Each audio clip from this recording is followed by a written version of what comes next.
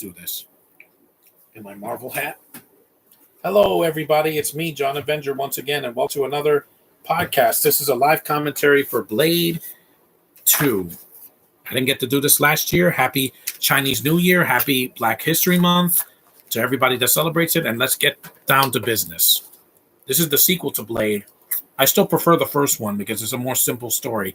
Here they added a lot of new characters that some of them I just didn't care about. Like the actors like Ron Perlman, but excuse me. He didn't need to be in the film. He's just there for recognition because he worked with Guillermo del Toro, who directed this movie instead of the director of the first movie. And he worked with him in Hellboy and Hellboy 2, The Golden Army. So this is Blade 2. Join me in the chat and let's get started. I don't want to start at 2 o'clock. The movie's long enough.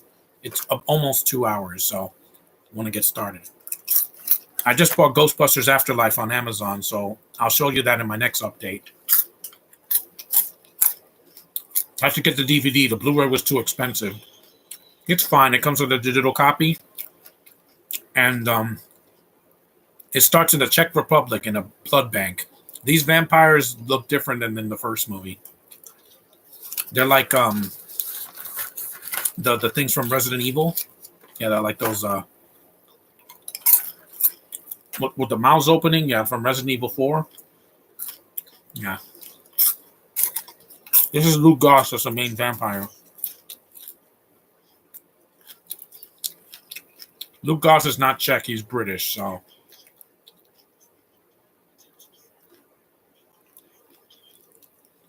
Yo, what's up? Hey, Iron Lantern. The Czech Republic is more like Czech people, I think, are Russian, I believe. I don't know. Just don't blame me. It used to be Czechoslovakia. Now it's just the Czech Republic for short. But I'm glad I got Ghostbusters Afterlife. Now I can show it in my next update. See?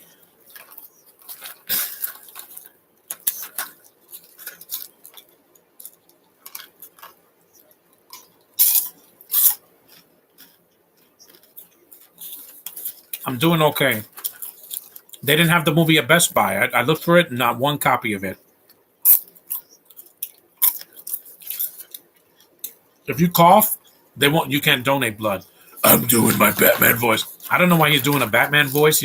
Batman Begins didn't come out till a few years after this.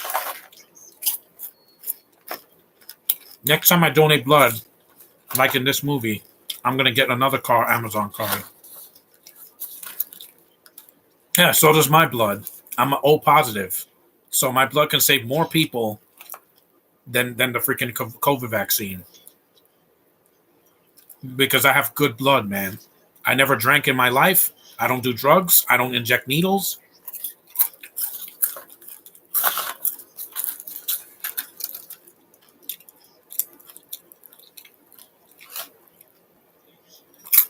And look, he has a Freddy glove. Also, they don't know he's a vampire too. Yeah, they think he's scared, but he's a much more vicious vampire than they are. It's like you're dumbasses. He's wearing a hoodie. He's not scared of them. He's the main villain of this movie. Look at this. Good effects. Yep, gore, because this is not a kid's movie. Now, when Blade is in the MCU, is this and Blade 1 both R-rated? Yes. All three of them are R-rated. And the TV show was also mature.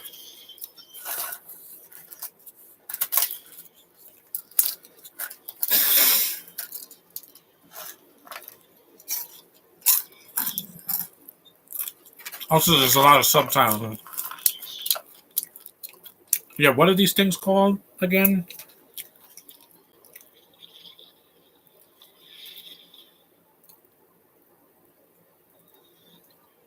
It's a cool opening. Mm-hmm. Yeah, I know. A lot of these an Amen RA films. Yeah, this movie's about as religious as Daredevil. Half vampire. I know he's a daywalker. I know, it's a cool name. People say this is better than the first one. No, I disagree. I think the first one is a more grounded film. This one has too many characters in it. Yeah, Whistler. This is a recap in case you missed the first movie.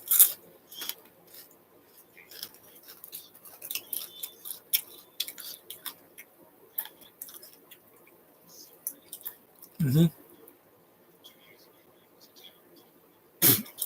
This movie came out in 2002. And the people's like, oh my God, this movie's so violent. Again, guys, different time. This movie came out 20 years ago. I love Blade's sword.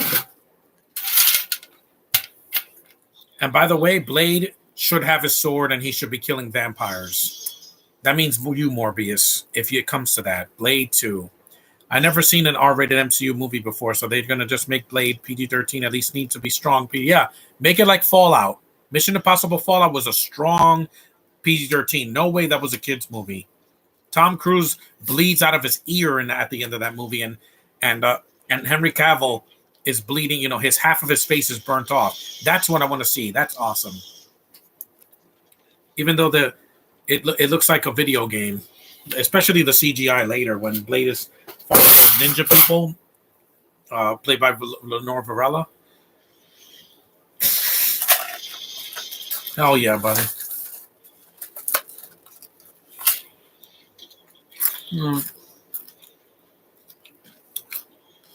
The subtitles, I don't care for them. I don't care about a fake foreign language looking thing in a freaking vampire movie. I'm lazy. I don't want to read. English, plain English is good enough. I don't need subtitles. I have to read subtitles in Black Widow, in Shang-Chi, and Eternals. I'm not reading subtitles in Doctor Strange and the Multiverse of Madness. I'm tired of reading freaking subtitles.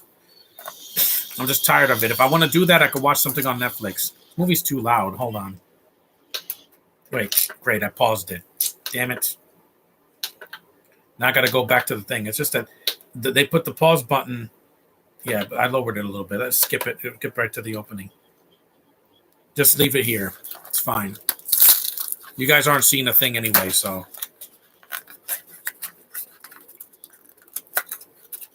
We'll just go for where we left off. It's just too loud. This DVD player, they should have put the volume. They should have put the volume on the other side of the DVD player.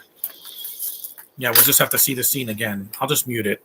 I'll just talk. So anyway, yeah, this movie, I didn't see it in theaters. I was only 17.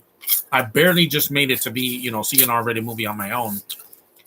But then when the third one came out, I was already in college. So, and I'm like, yeah, I want to see these movies uninterrupted. I got this movie on Amazon years ago because the movie was cheap, and I got it on DVD before 4K and Blu-ray were a thing. So yeah, well, anyway, before 4K was a thing. Here we go. This is where we left off. The guy's on the motorcycle. Had to do the podcast early because the movie's long enough. It's not 2.5 hours, but it's still long. Yeah, this is where I left off.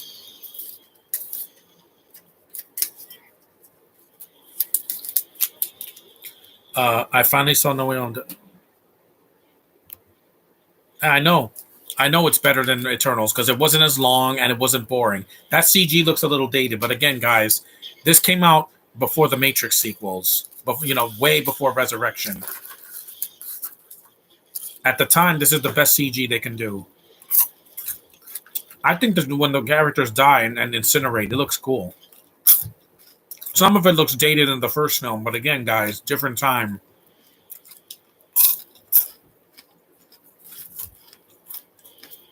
Plus, they didn't want to get an X rating because then that would doom a movie because mainstream theaters won't show X-rated films. There's Blade's boomerang thing.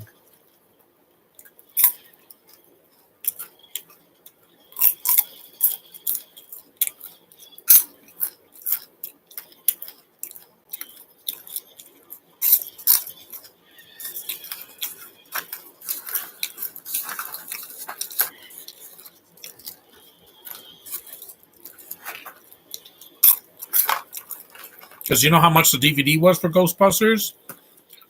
Originally, it's going to be $30. Hell no. It was on sale, bestseller. It's selling well on Amazon.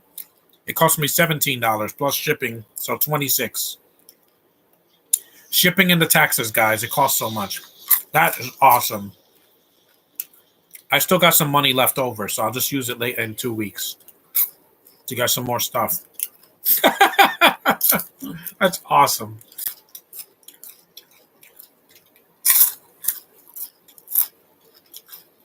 At least I'm getting the movie because no stores have it right now.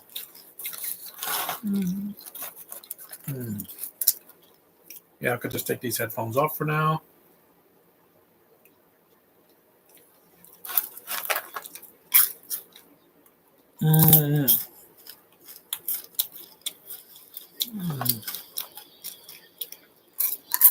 He doesn't care. He doesn't want to read subtitles.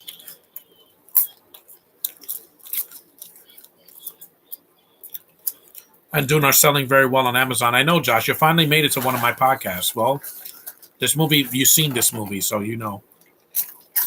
Red cocaine or meth. I don't know. It looks more like meth.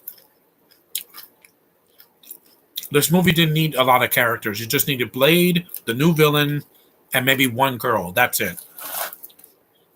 This scene is just boring. I think this scene could have been cut. It's because Guillermo del Toro is a Mexican.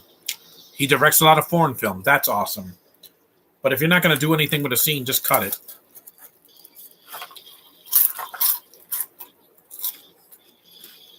Dune, I could get it when it's cheaper. I could get it on Amazon used for $10.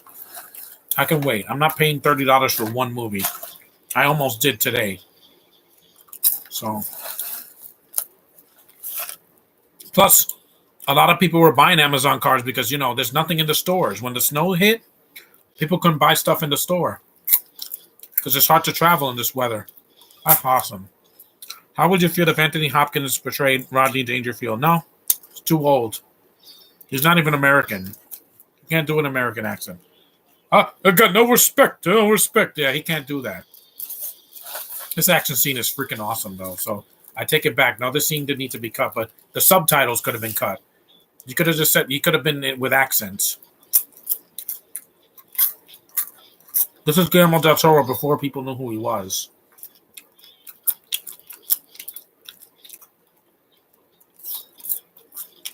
Listen, I wanted to buy Dune for cheap. I'm not going to pay $30. Hell no. When I bought the Steelbook for Ghostbusters 2, it was only $10. Brand new. No freaking shipping or nothing. This scene is awesome. It's just like in the first movie when he was kicking ass in the club. Mahershala Ali will do just fine. He's not going to be a problem. Hell yeah, buddy. And Blade's a really cool character. Thank God they didn't cast a Binto for this role. If it was a white Binto with blonde hair, he would get destroyed. Blade is black in the comics. Black, not light skin. Sorry. But that's how it is. You gotta be consistent. Miles needs to be like this. Just like in the comics. If there's a character that could be black and they used to be white in the comics, that's fine. Like Nick Fury or Johnny Storm, whatever. But if it's a predominantly black character, Black Panther, Blade, Miles, you do not make them white because then it's racist and it's inaccurate. There's Whistler. He was taking a sponge nap. I'm glad they didn't show him naked. I don't want to see that. You can do Blade in PG-13. You just have to put blood. You don't need to see people getting complete. They showed the disintegrating bombs in the first Spider-Man movie. Yeah, people died in that movie, and nobody complained about it being too violent. And No Way Home had a lot of blood for a PG-13 movie. Hell, Peter's a bloody mess at the end of that movie. You know, the Peter Parker from this trilogy. Bloody mess. It's not a kids movie. There's a difference between a PG movie and a PG-13 movie now.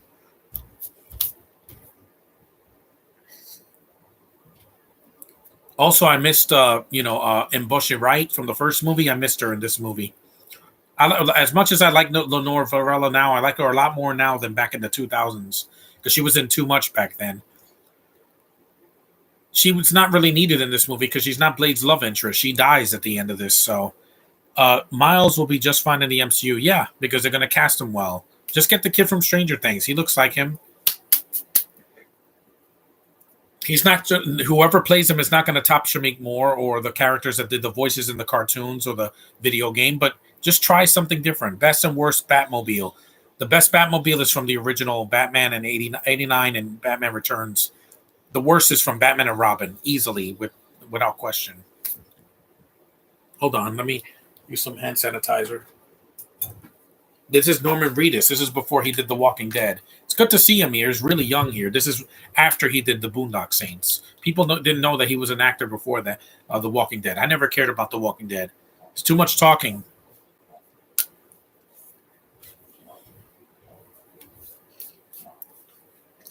least I got... What's up, Jay? What's up? Good to see you. At least you guys came to my podcast because, it's a movie you've heard of. I'm mostly going to be doing movies you've heard of. This one and the Bad Boys films, Blade Trinity. Yeah. Captain America, the Winter Soldier, because I haven't done it. That one I'm doing digitally. Caleb McClellan, that's a great choice. Yeah, because he's done Stranger Things, so he's used to acting around CGI blob things like Venom. Because in that show, they had a creature that looks just like Carnage. It's got a mouth that opens. It's red and black. It's Carnage. They just couldn't call it Carnage because, they don't want to get sued by Marvel or Sony.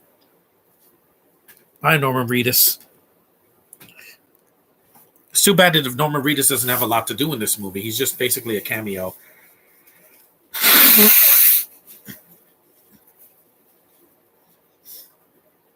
It's a good actor. I like him. Even in his Irish accent that he does in Boondock Saints is pretty badass. Stand out from the predecessors. Yeah, because I had a lot of choices, but he would be the top choice when it comes to like recognition and the guy that looks like Miles. Hey, Network 98, you just made it. We're about 20 minutes in.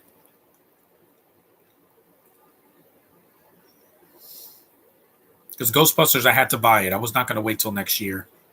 I waited almost a year to get The Protege. Well, it came out in August, and also some of the MCU stuff, like Black Panther, it took me 3 years to get it on Blu-ray.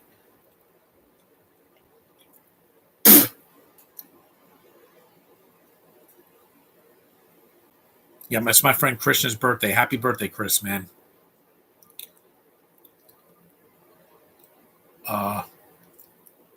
That's an awesome gun.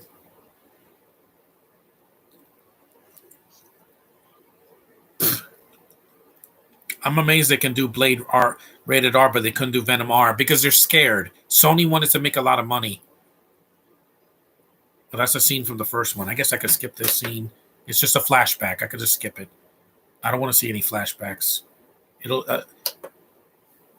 Flashbacks are not needed. I already know what happened in the first movie. I just saw the first movie last year. It was the last podcast I did on my phone because I couldn't do it on my laptop. I didn't have a laptop at the time.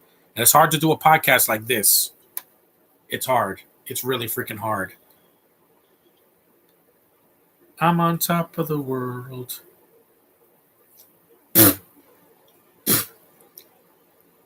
They needed to make Venom like this. R-rated, no stupid jokes, and cast a better actor instead of Tom Hardy doing a grunge voice.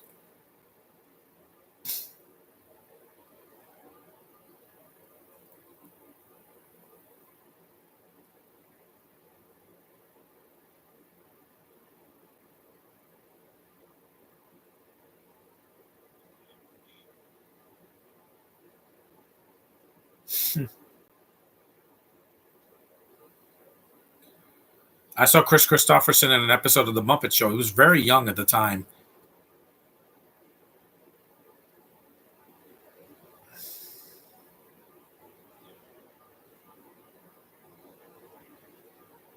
Those shades are awesome. Mahershala Ali's going to have a different look, but he's going to be a good Blade. He was a good Prowler in Into the Spider-Verse.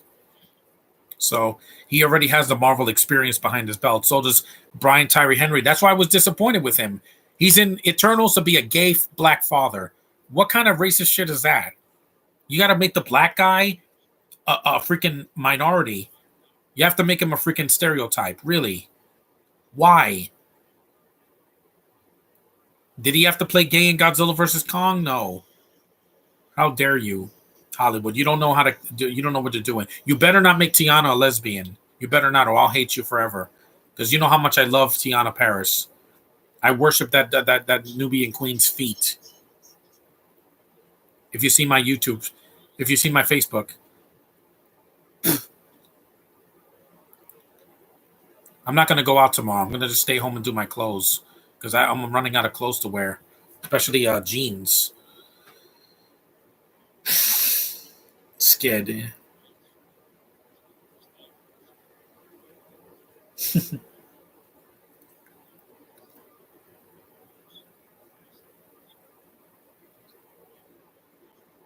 Norman Reedus looks like he's 25 in this movie.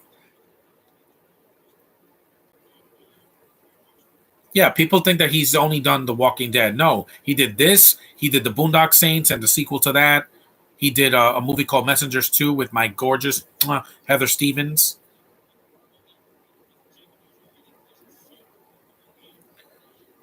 Hey, Spider-Man.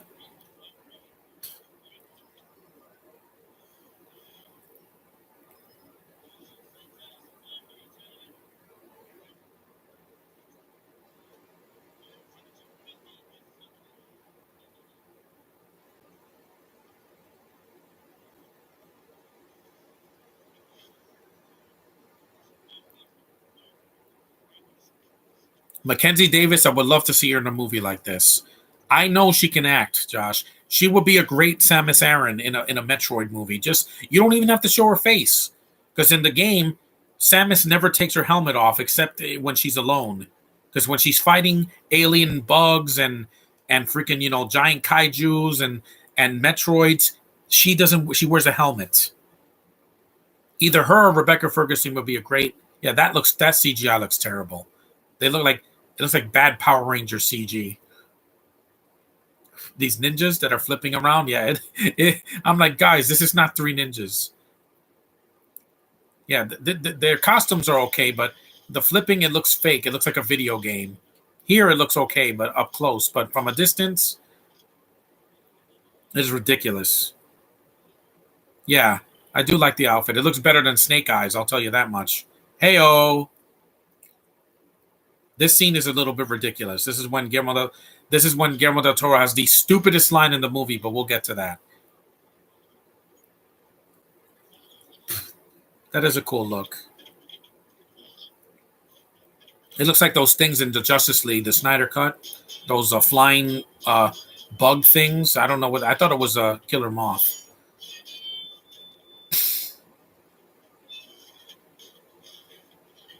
This fight is good, but then when it gets to the CG, it looks really, really dated. Bing, bing, bing, bing. Watch. The choreography is really well done in this movie. It looks really well done. See, I can see what's going on. Guillermo del Toro never shakes the camera like he's having a seizure.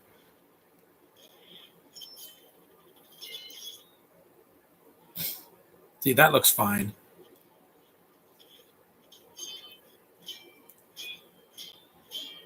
It's cool.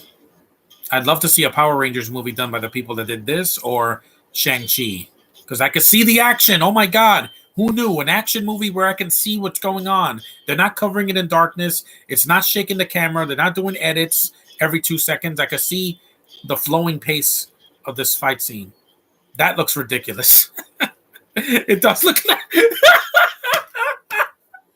looks like the Matrix Reloaded. And that came out a year after this. It's like kind of video game fight. Like, see that? That looks ridiculous, but it makes me laugh. So, see, it looks like a video game cutscene. Yeah, Mackenzie would be great for Husk, or like I said, Nisa.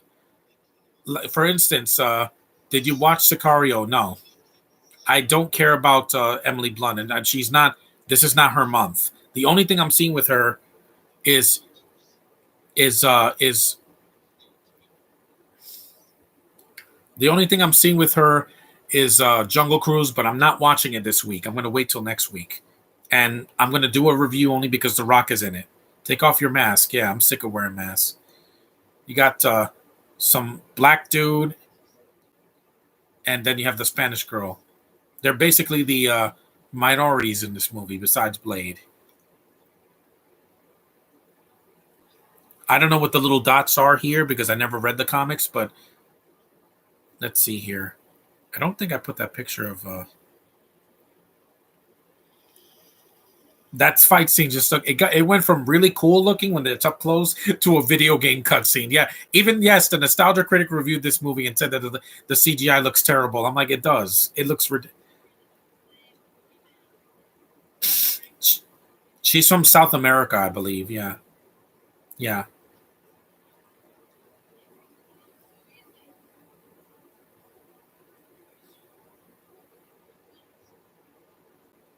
So Norman Reedus is not a cameo. He's more like a supporting role.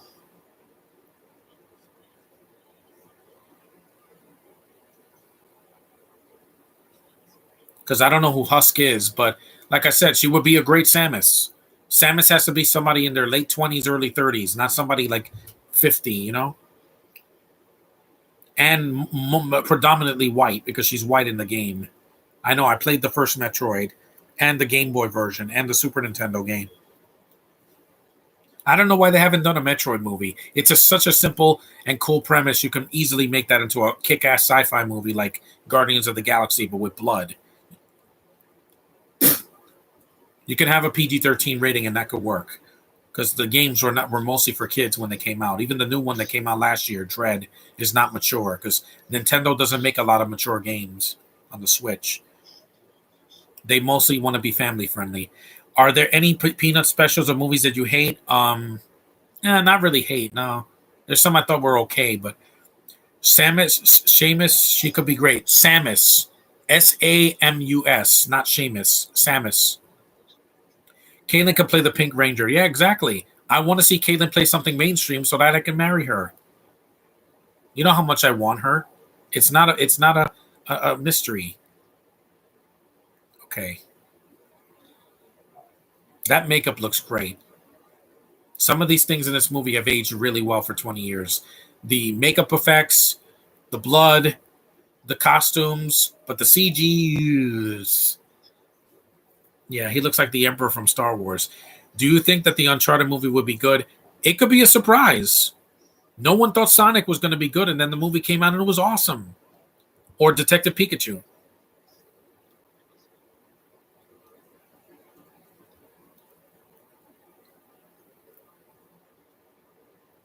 Yeah, oh, that was a good joke. You're human. Barely, I'm a lawyer. Get it? Because they're blood sucking vampires? Yeah. Caitlyn can do mainstream. You know how I know that? Because she already proved that she can prove that she's a A-lister. Yeah, she had a couple of clunkers because Evan Hansen didn't do well. That wasn't her fault. That was bad timing.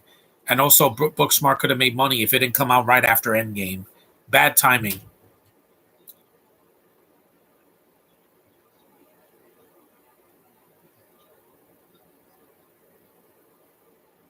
So it's basically Omicron. Gotcha.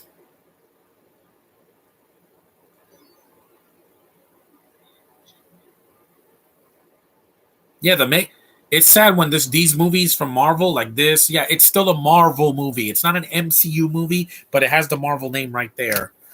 So see the Marvel logo. It's still a Marvel type film. Do you have a favorite Colin Farrell performance? No, not really, because in Daredevil he's fine, but I would say phone booth, but anybody could have played that role, to be honest.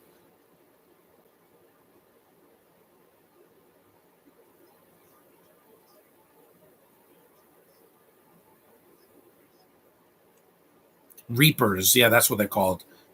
They did it here, and then in Resident Evil 4 came out after this. They're called the some Spanish name. I forgot what they were called. Nostronomos. What are they called?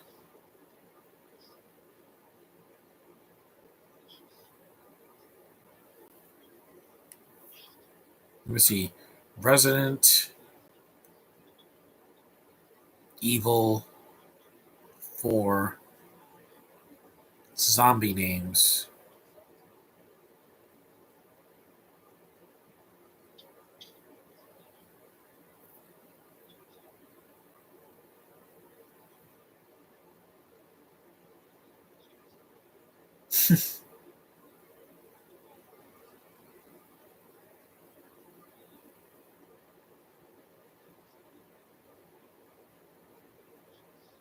I should say open mouth zombies. Caitlin can sell tickets. She's just waiting for the right franchise. Exactly. You think that 2017 Power Rangers movie was going to be a hit? It was not. It flopped. It came out when the remake of Beauty and the Beast came out, and it flopped because nobody wanted it. Favorite Resident Evil villain? Probably Wesker in the first game. Open mouth.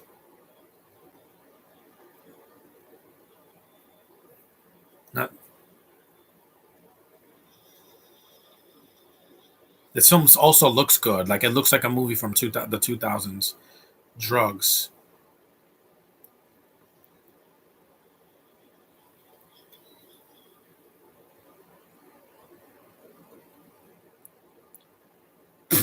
Even the new Resident Evil movie. Favorite Dustin Hoffman performance. One of them is in Hook because it's just hilarious.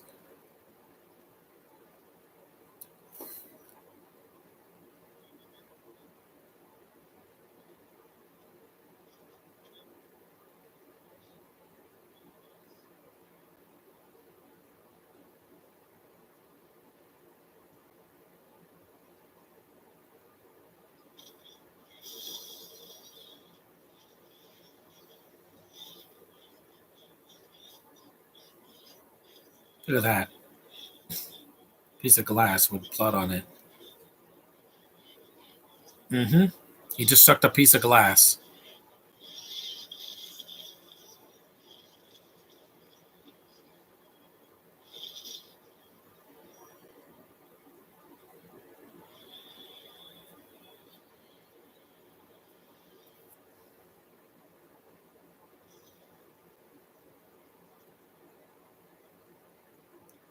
If there's Blade injecting himself.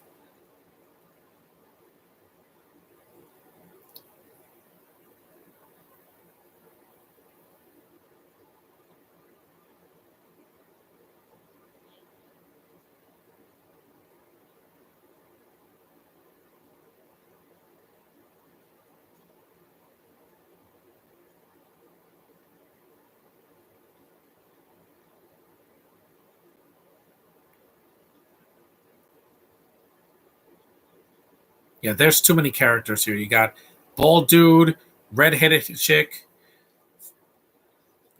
priest. Yeah. Oh, that's Donnie Yen. Yeah, and that's Matt Schultz, and there's Ron Perlman, who he already is a bad guy. Yeah, this is the racist scene. Yeah, sorry for the my viewers that are watching this that are black.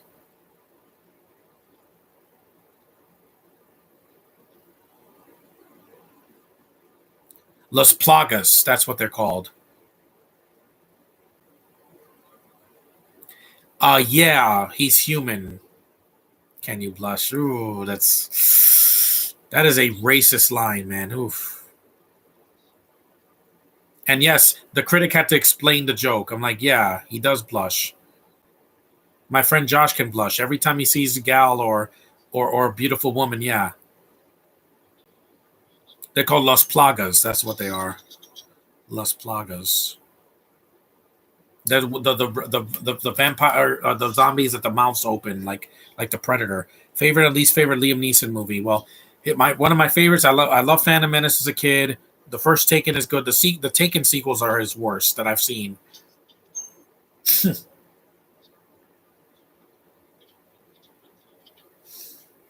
That's awesome. This scene is pointless. This could have been cut out because there's too many subtitles, and then I'm like,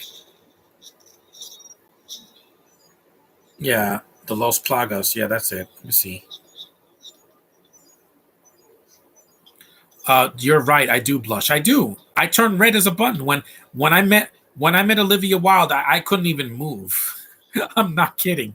I was standing there. My legs were shaking. My heart was vibrating, and I was flushed when I saw her. I'm like, she's absolutely gorgeous, guys. Unless you've met her in person, like I did. Yeah, that's the Los Plagas. This is the thing. See that creature with the head like that? Yeah.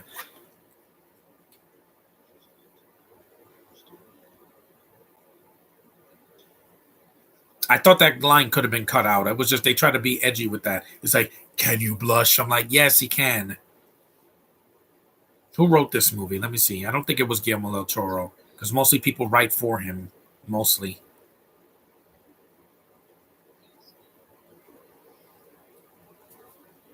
Um, yeah, because like I said, everybody that has cheeks or a face can blush, and there's nothing wrong with that. You don't have to be uh, a shy person to blush. And this movie's on Peacock. I know it's on free for Peacock, but I can't watch it upstairs, so I just watch the DVD. It's fine. We're about an hour, almost an hour in. So this movie came out March 21st, 2002. So almost 20 years ago.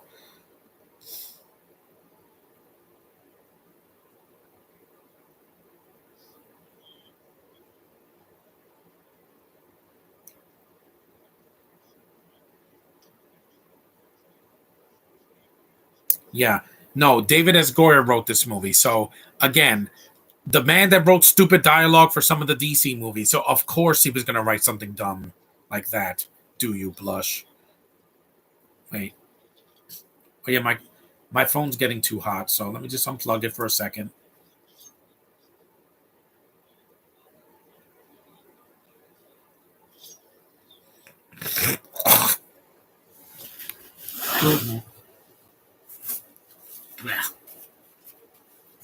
There we go.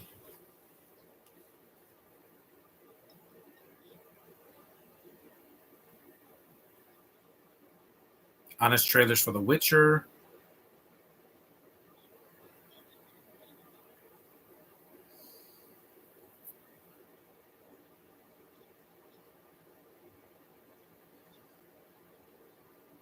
Put this brighter. There we go. You can see me better right now. Are you gonna watch Rocket Man?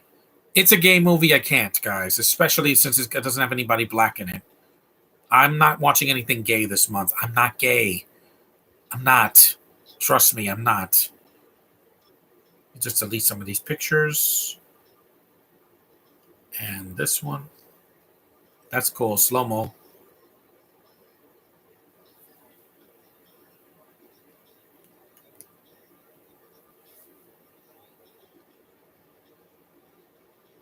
And I put the headphones so I don't have to get a copyright infringement for the music or for any of the sounds because I know it. That's Matt Schultz. Yeah, he was in Fast and the Furious. I think the second one. Yeah. And I didn't give Lenora Varela enough credit. I like her a lot better than any Binto I saw last year. Because David S. Goyer wrote this. So this is when the problems in the scripts were starting. It was way before Blade Trinity. While that has a lot of problems, this movie did too. Not as much, just. And I wore my Marvel hat because he is a Marvel character. So David S. Goyer. Let's see what else he's going to butcher this year. Because he wrote Nolan's trilogy, which had a lot of problems. It wasn't perfect. And he also wrote Man of Steel. Yeah. He better not write Joker too. Don't even touch Joker. Joker was a near masterpiece. You don't need to touch it. He did Dark City, but that was years ago. Another club, just like the first movie, yeah. Except this is not the beginning of the movie. We're about like a third of the way through.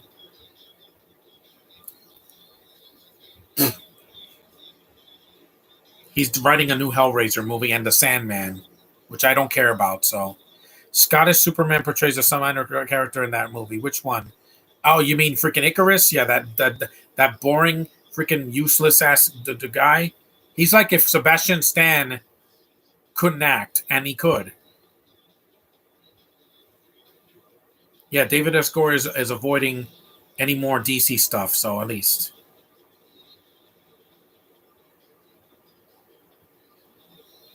you saw that effect. That's a good effect. It's like you can see his spinal cord.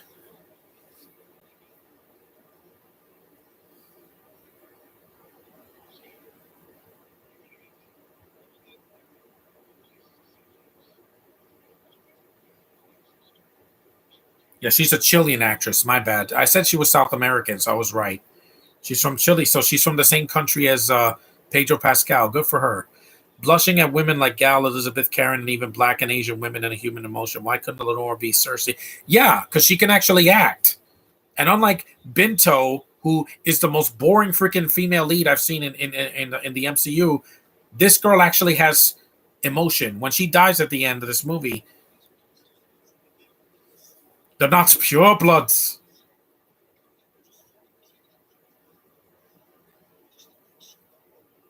You can and you will.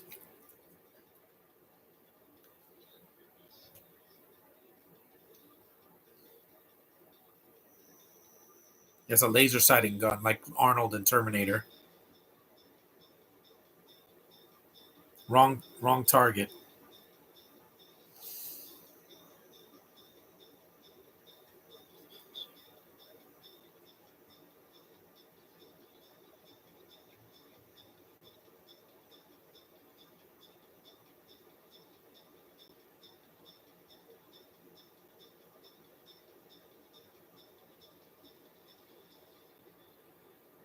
Yeah, so David S. Goyer, at least he's not doing any more DC stuff. He's not. He didn't write Shazam 2. He didn't do the Flash movie. He didn't do any of that.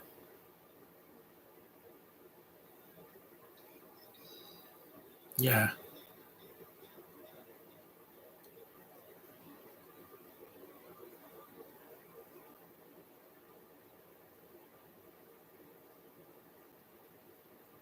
because it is asinine that David S. Goyer got away with writing so many bad scripts. I'm like, yeah. I mean, the guy started with what? Full Moon back in like the 90s. Yeah, there's Donnie Yen doing something. Unlike in Rogue One, where he's one of the only characters doing something in that movie, but he's blind and he says the stupidest line, I'm more with the force forward with me again and again, and then he has to die in it. What a waste of a talented martial artist and actor. It really is. Because I know Donnie Yen can act. I've seen it. Even in the Mulan remake, it's not his fault that the movie was soulless.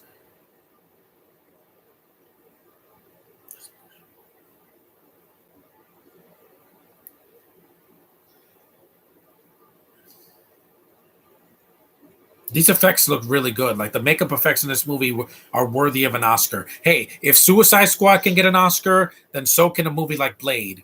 If the next Blade movie has amazing makeup effects, because those people deserve an award for the hard work and hours of manual hand movements to put the makeup on right and put latex on.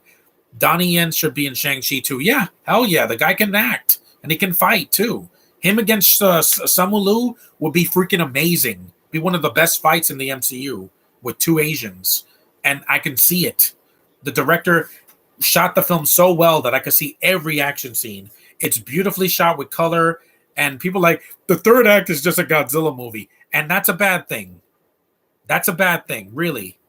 When we had a Godzilla movie last year that was one of the best films from 2021 that got delayed so much, but when it came out, it owned it. You don't have to be a freaking Oscar bait movie to be a good movie. Hold on, I'll be back.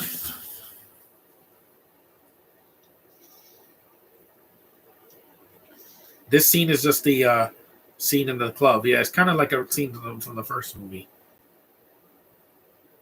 At least this movie is its own movie. It's not a copy of the first one. Plus, she looks sexy in that outfit. I admit that.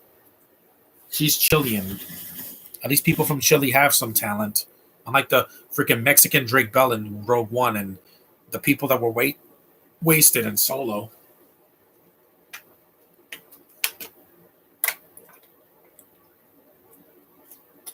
I don't need to get everything on Blu-ray. The Marvel movies I do, the MCU stuff, because most of the special features are on the Blu-ray. That would be awesome. Also, Maggie and Menger fighting it together would be badass. I like seeing Asian culture represented in film. Yeah, well, because in the remake of Mulan, no one asked for that. They took out the songs, they took out Mushu, and they took out the personality. What else do you got? A nice looking but very flawed movie with an Asian girl that I know can act if you give her the right script. Asians are not supposed to be boring. Trust me on that one.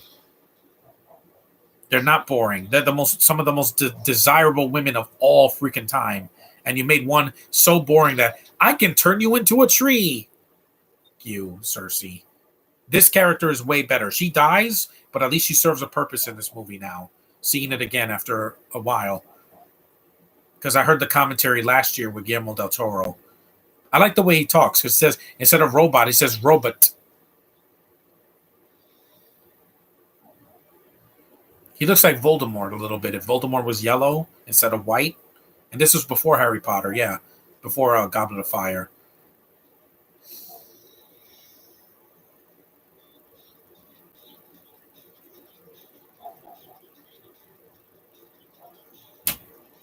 Yeah, my dog is barking, so of course, because she probably heard the freaking.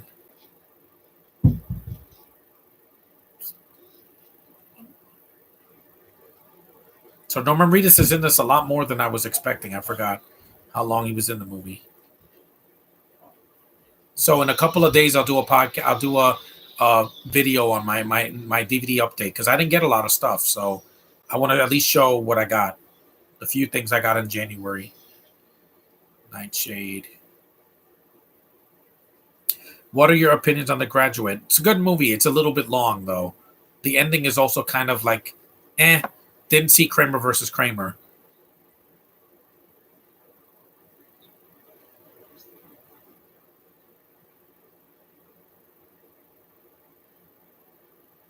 That is a good question.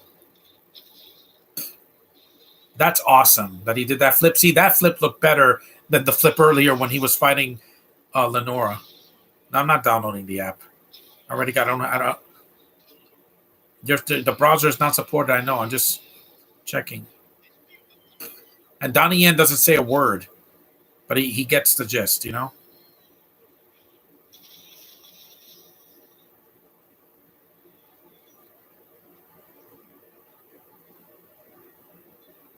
And this has a black lead, so this is the perfect way to start Black History Month. Oh, yeah, his head could change. Yeah, if Voldemort could do that, the Harry Potter would be even cooler. Yeah, what the fuck? I know. This guy got a huge hammer. Because I see movies like this, and I'm like, how did they screw up Venom? Not once, but twice. You need the R rating. Not, you are a pariah. You couldn't do anything. You couldn't be fixing toilets. And then, hop, boom, and he headbutts him. That's a cartoon, guys. This is not a cartoon. It's very violent, and it's very adult, and some of the dialogue is cringe, and some of the CG is bad, but it's still adult. It's not a kid's movie.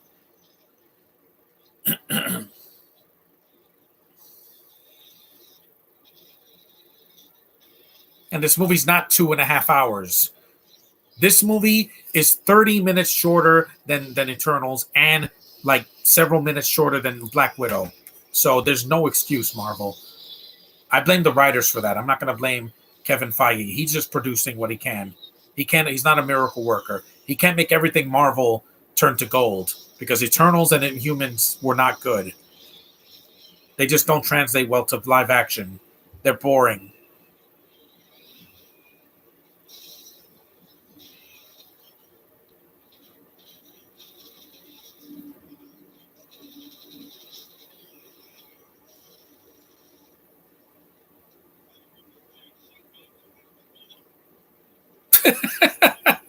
Okay, Sony is just scared that adults will complain. Complain about what? This movie came out 20 years ago and there weren't complaints about the violence. If you saw the first one, you knew blood was going to be in this movie. They're vampires. They're supposed to drink blood and spill blood. That's their whole shtick. Zombies eat brains, vampires drink blood. Sony is just a bunch of cowards. They want to make all their movies for kids, and guess what? There are certain properties that are not for children. Blade being one of them. Venom is a Carnage is a character. Oh, and they're shoveling the snow. Venom is a character that Carnage is a character that kills. You can't do that for children because when he bites a head and they cut it out, it doesn't look good. Here's the sound. Yeah, sorry about the noise, guys. It's just there's some people shoveling outside still and using snow machines to get rid of that excess snow that's there. That's right. Get rid of that snow. You,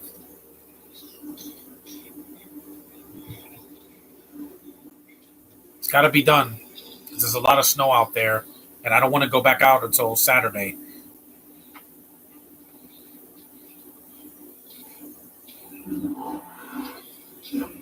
Get rid of that snow, man. It has to go. I had to throw out my old shovel because it was all rusty, so I threw out the handle. There's a slow mo shot. There's another thing David S. Goyer loves putting in movies that he writes: slow motion. It wasn't Tom Hardy or Woody Harrelson's fault that the movies were not rated R. Yeah, it was the. I blame the studio and I blame the writers. You could have wrote an R-rated script. They say an F-bomb once and it's wasted. Ugh, yeah, I don't want to see that.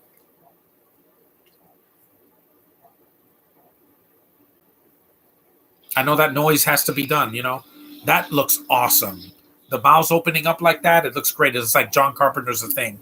Again, Thing 2011, why did you have effects like this instead of that god-awful CGI that you call effects? Those effects were horrible.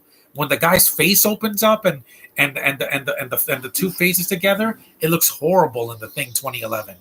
Horrible. It's some of the worst CG in any horror movie, and that got an R rating. So there was no excuse. This looks way better. The mouth's opening up like that, with the mouth with the not to alien.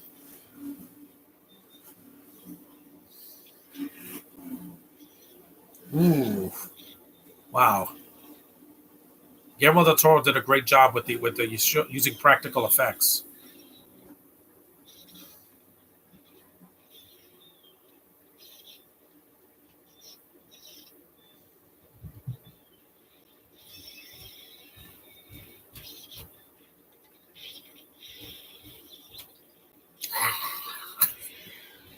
Yep, that's good. Sunlight, which is they don't sparkle in the sun. Vampires don't sparkle.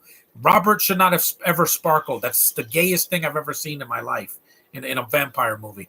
The 2011 Thing prequel is fine, but I wish they didn't use pressure the director with CG. It looks horrendous, Josh. If you saw the behind the scenes of the practical effects they were using in that movie, those effects looked fantastic compared to the green screen. The green screen looks horrible. This is like badly dated, but that CG was horrible for when it came out back in 2011. It was 10 years after this and it looks worse. This movie was made in the 2000s. That movie was made in 2010. What the hell was their excuse? The practical effects are going to look fake. It's a movie. I think people will get it.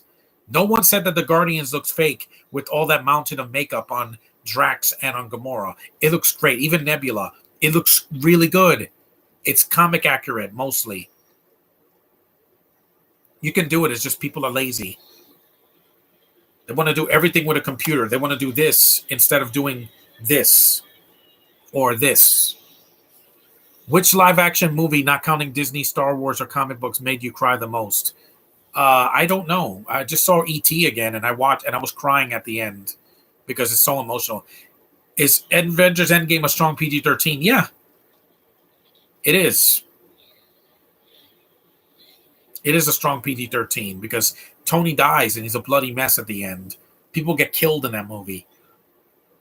But I would say Fallout is the biggest example of a hard PG-13. It was so hard. I thought it would have gotten an R rating if Henry Cavill got decapitated in that movie. It would have gotten an R rating because that happened in Speed.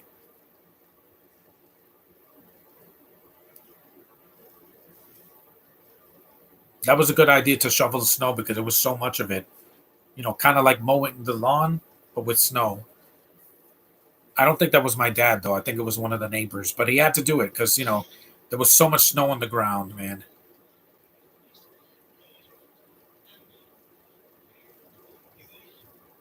Here I am. Yeah, again, that was in The Dark Knight. You wanted me? Here I am. So The Dark Knight took a line from Ha! Original my ass. This movie had the line first. DC.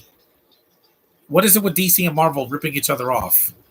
I don't get it. They might as well be together because they're like, you wanted me, here I am. It's in this movie first.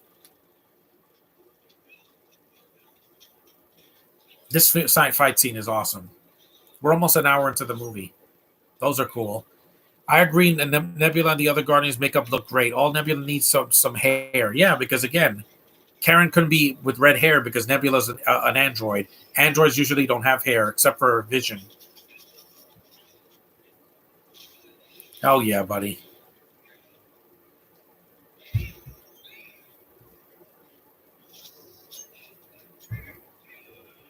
Yeah.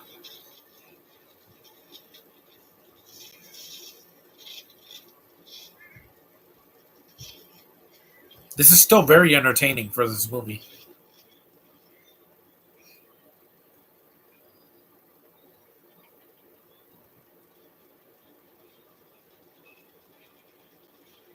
Spared.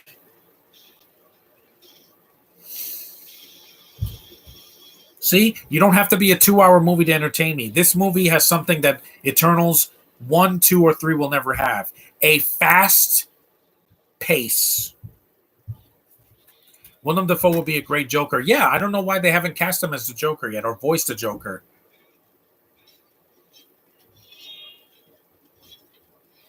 This is awesome, man. This movie would not be the same if it was PG-13.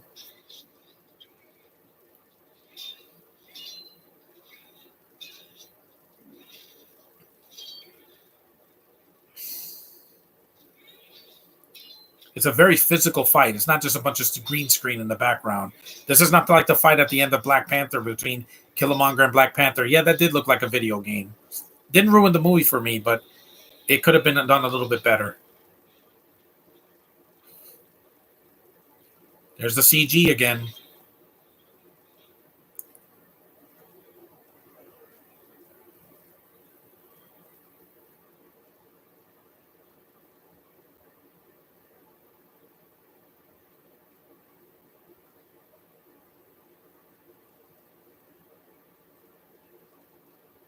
Ghastly.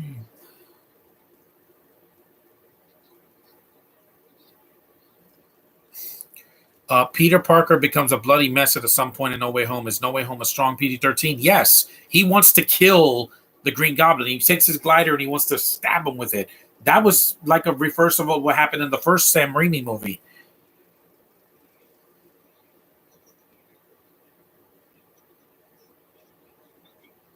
Oh my God.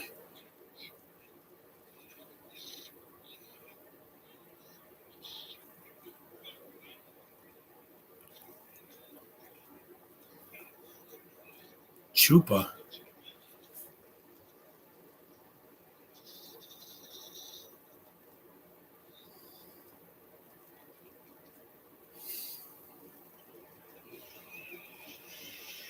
There it is, the Los Plagas.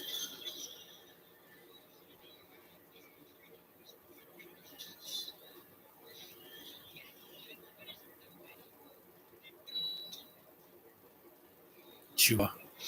Oh, man, he cut his freaking scalp off. Man, that's some Logan shit right there. When Miles fights, it's going to be a hard PG-13. Yeah, because the animated movie was for kids.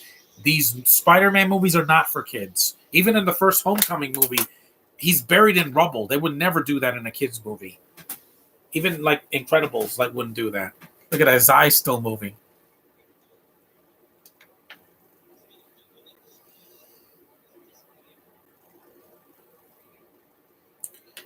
I know. Wait, that's how Marvel and DC does. Yeah, exactly. I know why Peter wanted to kill Green Goblin. Yeah, because again, because he killed Aunt May, and he did it in a way that was like we didn't expect. It wasn't like the rubble in the first movie where he gets out. This one, she died. There's consequences.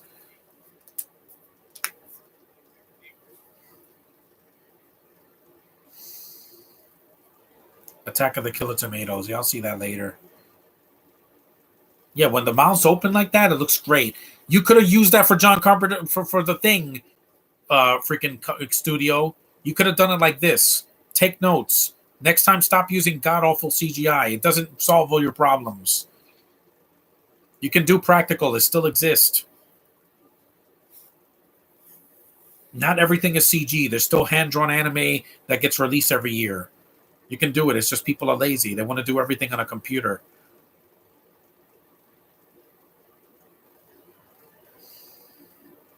Attack. Other killings.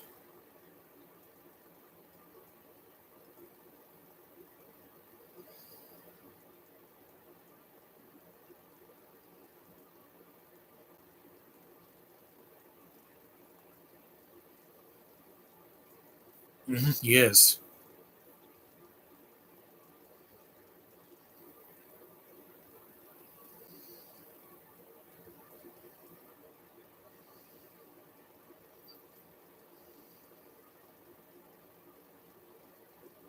And by the way, this movie's shorter.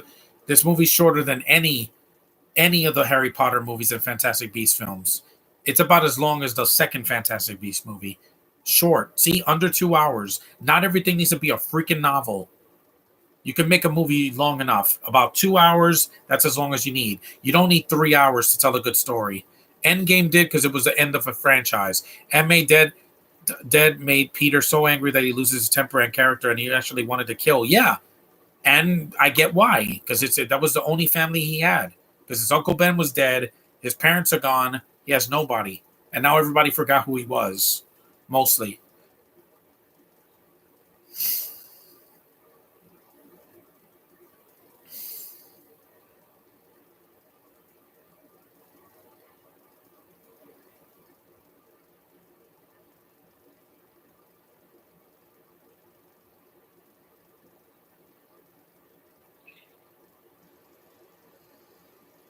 Hey John, how was your weekend?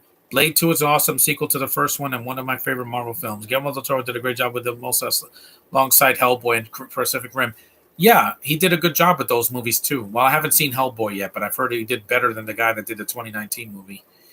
My weekend was just busy. I had to shovel a lot of snow in the backyard mostly.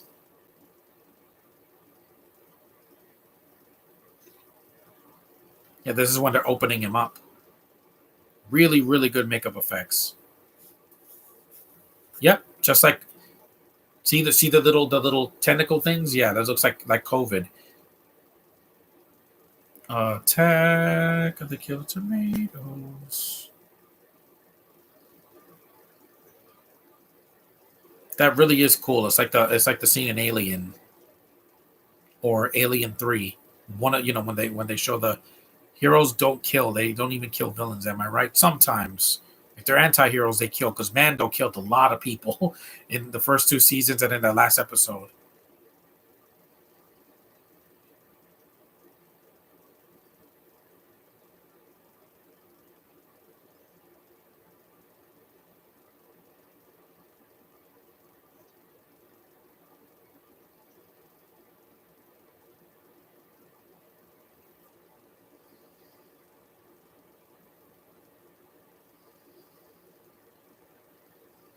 I didn't need to get Ghostbusters Afterlife on 4K. It's too expensive. There's still miniatures, animatronics, makeup, and creature designs and claymation being used. Yeah, because it's done well. When it's done well, it looks great on screen. This scene with the opening the mouth looks better than if they had done that with CG. Is that guy leaking? It looks like he's leaking it. This looks great. The physiology of this creature. I know, I see it. And shame on you, Best Buy, for not carrying Ghostbusters Afterlife. Shame.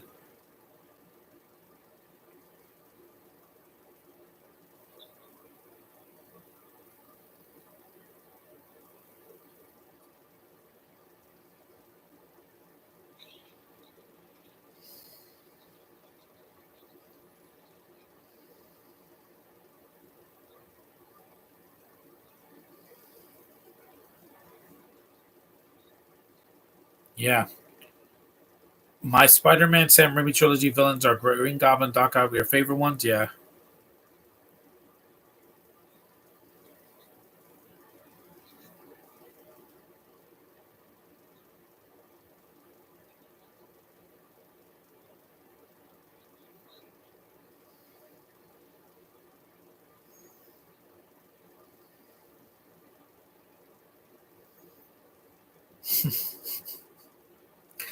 Whistler.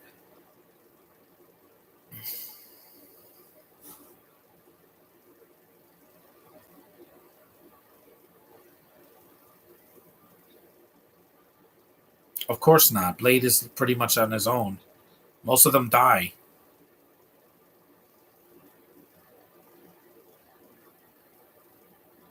The Winter Olympics are in a couple of days. Yeah, I believe so.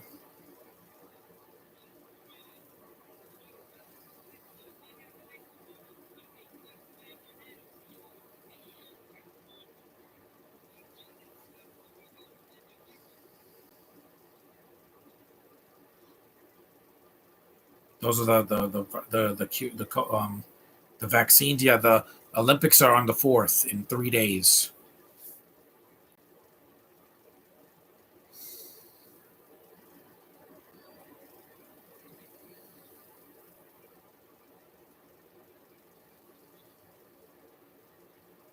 Hmm.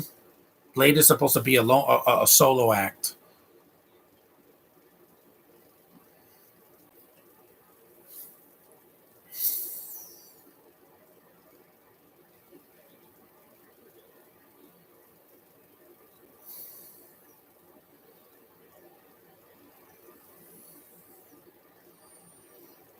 That's why she dies. When she dies, she has no regrets.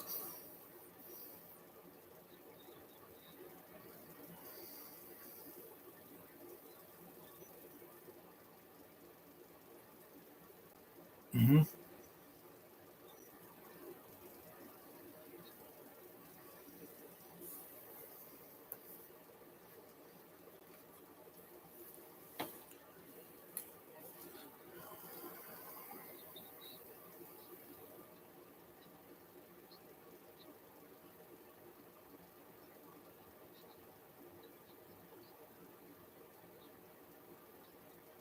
Oh, look, they show the Powerpuff Girls.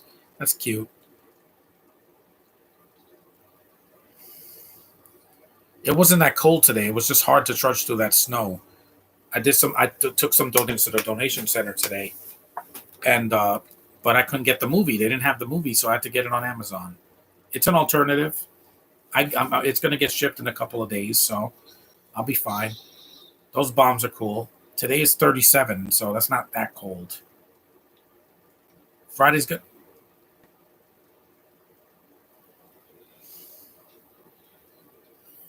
Anti-heroes like Deadpool and Mando kill villains, but heroes like Spider-Man don't. Yeah, I know.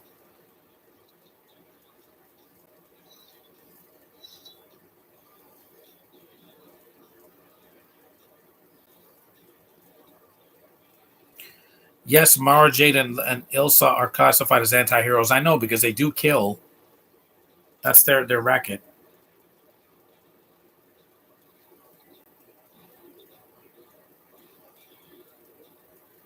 How do you feel about Chris Evans voicing Buzz Lightyear? Yeah, it's gonna be he's gonna be a great Buzz because he looks great in the role. The movie looks amazing.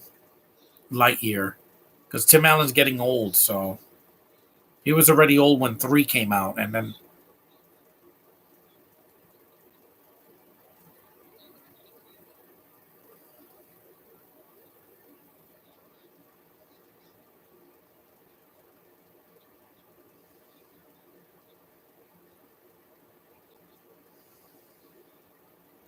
Matt Schultz kind of looks like Chris Hemsworth a little bit. What other MCU movies outside of Endgame and No Way Home has a strong PG-13? The first Iron Man. There's a lot of blood in that movie, especially in the beginning of it. It doesn't start like a comedy because when he gets blown up and they take his heart out, that's really violent for the time. Even the Incredible Hulk has a lot of blood in it. I mean, you know, Tim Roth gets injured so badly he's in a freaking body cast in the very next scene you see him. He just gets kicked. If the Hulk slammed him into the tree, he would be paralyzed.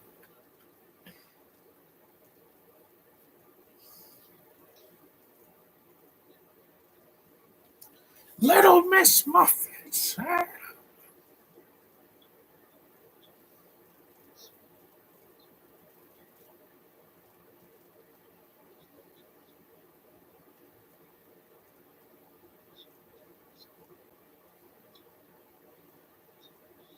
And he's closer. Yeah.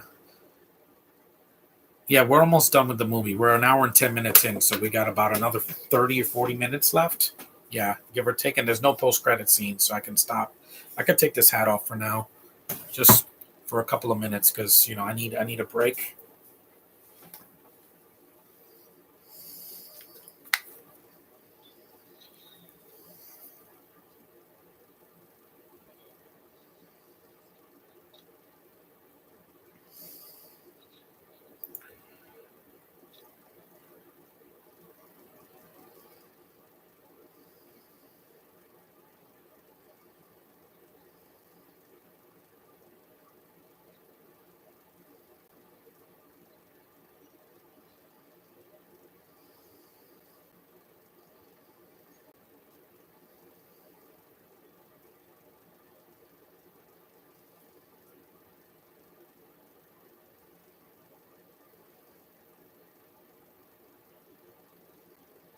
I'm fine with getting Ghostbusters online because, like I said, if they don't have a movie in the store, I can go on Amazon. They always have it. You get it at the right time, you get a good deal on it. $17 ain't so bad for a film that just came out, brand new. I wasn't going to get it used. That makes no sense. The movie just came out on Blu-ray and DVD, so I got this on DVD and I'm fine with it. It's a 2 disc special edition, so yeah. Is all three Captain America movies a strong PG-13? Yeah, especially the sequels, Winter Soldier and Winter Soldier was so some mom was thought the movie thought it was so that the mom thought it was the movie was so violent that she had to walk out. Like the scene when Bucky is trying to attack Cap in on the highway. Yeah, she walked out. She said, "This is too violent for my kids." Well, you shouldn't be taking kids that are under 10 years old to a PG-13 movie, dumbass. Let them see a kids movie, a Pixar movie or something. Don't take them to a freaking PG-13 movie where you know there's going to be gun violence and stabbings and freaking blood. Oh, look at those gums. Ugh.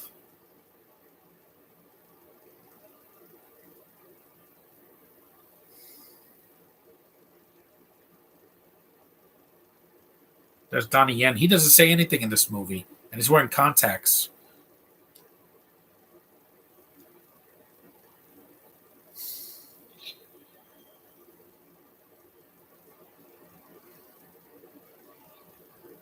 Light hammer.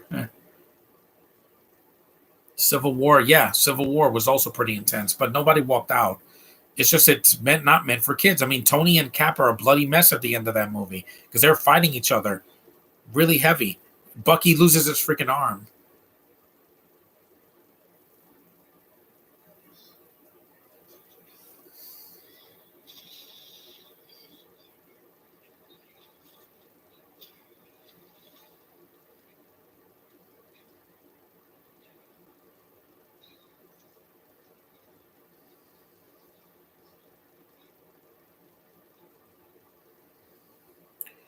Winter Soldier, it introduced us to the most beautiful magician, badass woman with Scarlet Witch. Yeah, no dialogue, just they showed what she can do.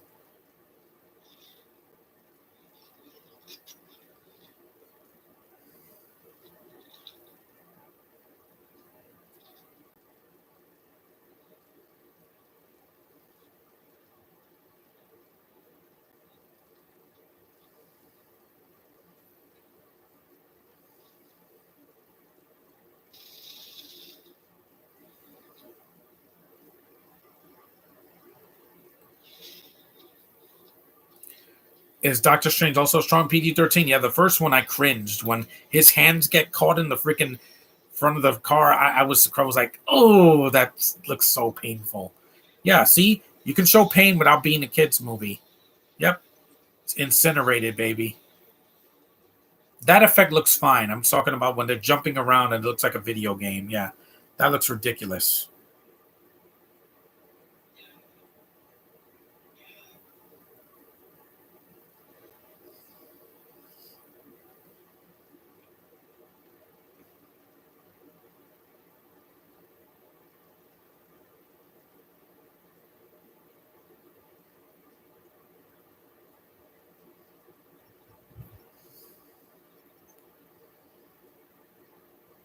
The panda Krampus.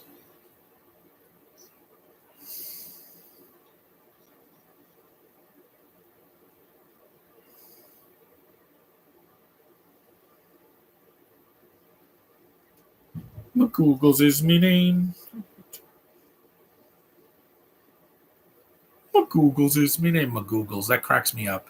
Uh, Parents, keep your kids at home from stuff like Deadpool. If The Flash is a hard PG-13, parents look at the film's rating. Yeah, pay attention to the freaking ratings that these movies and shows have. Even the shows on Disney Plus are not for kids. Some of the MCU shows are pretty strong, like Falcon and the Winter Soldier and Hawkeye. They had blood in it. It wasn't for kids.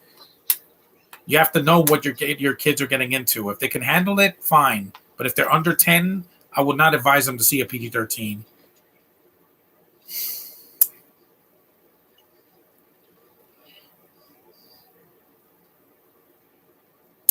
Are Avengers 1, 2 also strong? Yeah, they all are because they're not meant for children.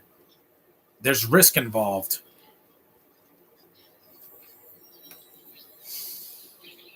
That bomb is cool in the movie.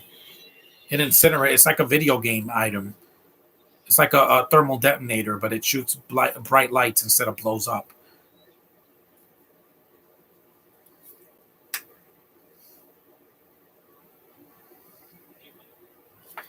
Reinhardt. His name is Reinhardt.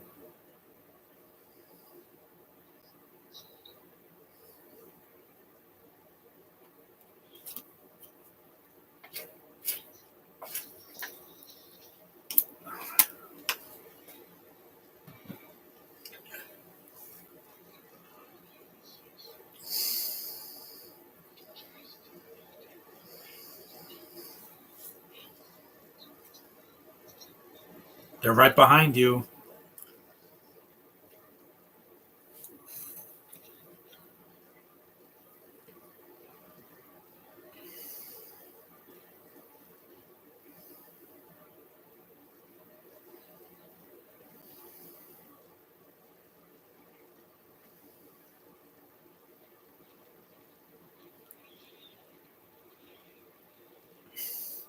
There's always hordes of creatures.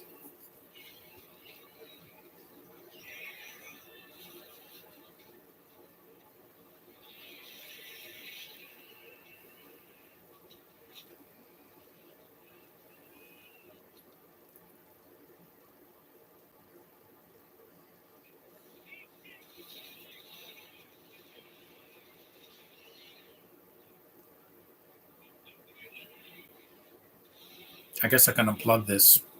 Thor, yeah, Thor has its blood in it, like when he gets hit by that giant robot thing.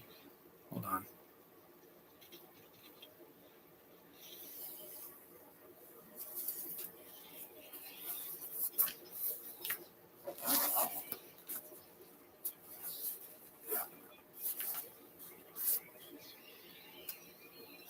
Yeah, see, people get killed in this movie. It's not a kids' movie. Worst 3 hour movie you've ever seen, Avatar, because it was originally 3 hours and 15 minutes. I saw the theatrical cut, but that also that's one of them. And also, Gone with the Wind. I don't care for it. It's the most overrated movie that's over 3 hours long. PG-13 movies are just as intense as R-rated. Infinity War is the most intense. Yeah, because look what happens. People get killed in the first 5 minutes. Deadpool was R-rated, but it was funny. Yeah, and I knew that it wasn't for children. There were kids that went to go see that and Sausage Party, even though parents should not have bought them there.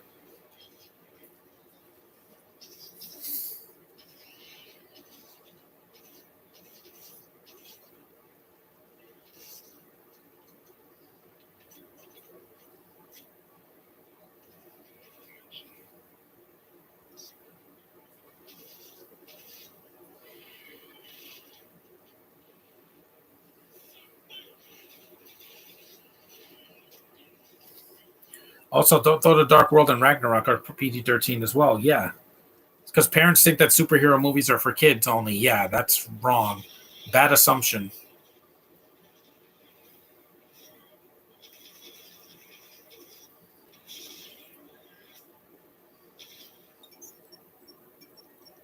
There we go. Time to blow up, vampires.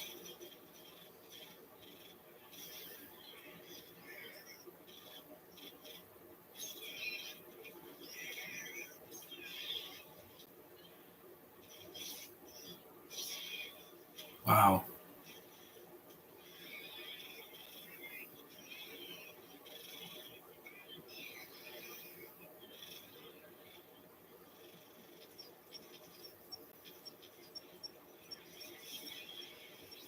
Yep. Goodbye. Blowing up. Too bad that they never made a Blade video game. That would have been awesome.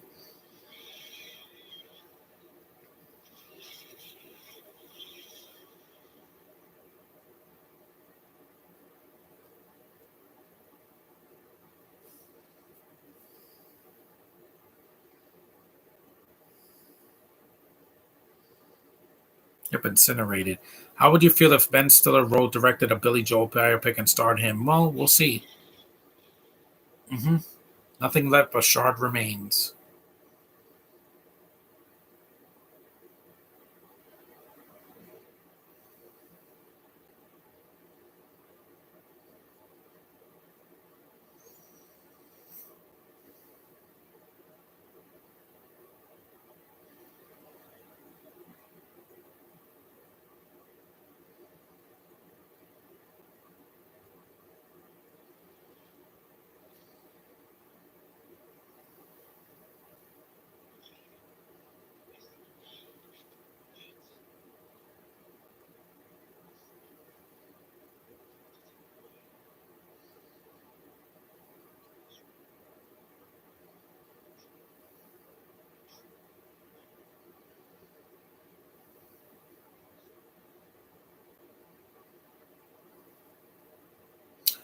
Are Iron Man 2 and 3 Incredible Hulk also? Yeah, they are PG-13 movies that are strong because they have blood in them. The movies don't treat them like they're kids' films. One of the more kid-friendly movies that doesn't have a lot of blood is Ant-Man, but even then, there's some moments that are pretty intense. Like when the sheep disintegrates. You see, she's a bloody mess.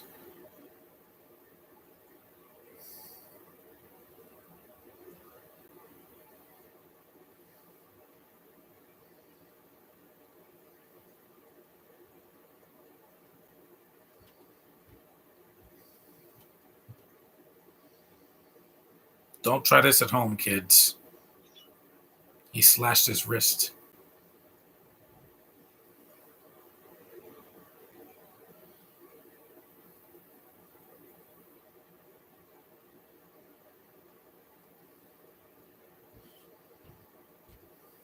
So much blood in this movie, a lot of it.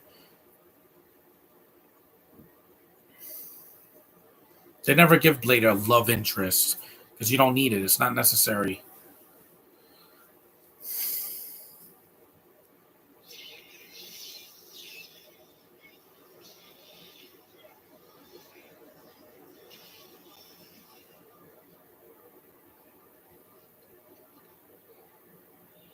Stormtroopers.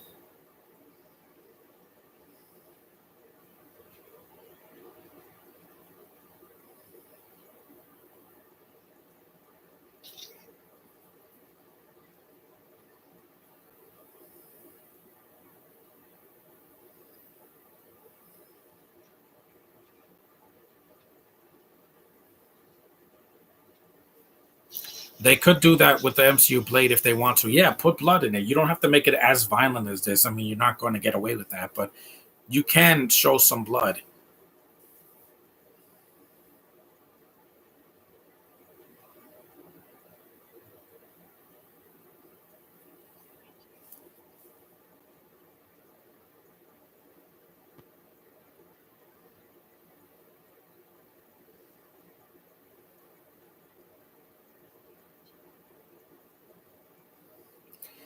Opinion on Tropic Thunder. I haven't seen it yet, so I got to see it in a few months, or I could see it this month. If I want to. It's just that most of the cast is white, except for Brandon T. Jackson. But because you have Robert Downey Jr., a white man pretending to be a black man. I'm like, yeah, I can wait a little bit.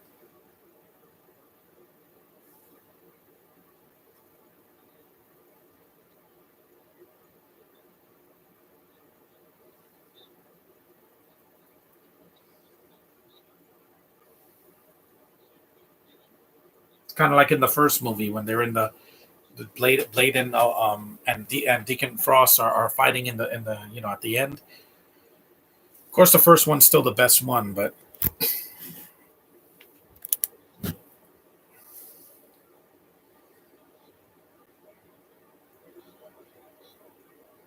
the Sua.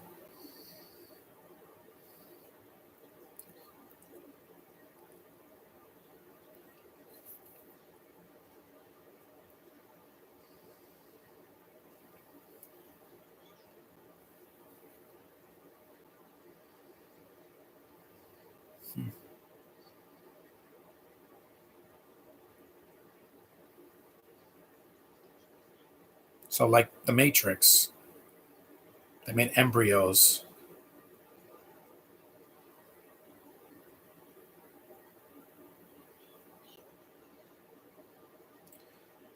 Did Robert Downey Jr. also did blackface? Yeah, and they can't do that now. That's why that movie will never get a sequel. You're not gonna have a white guy pretending to be black now.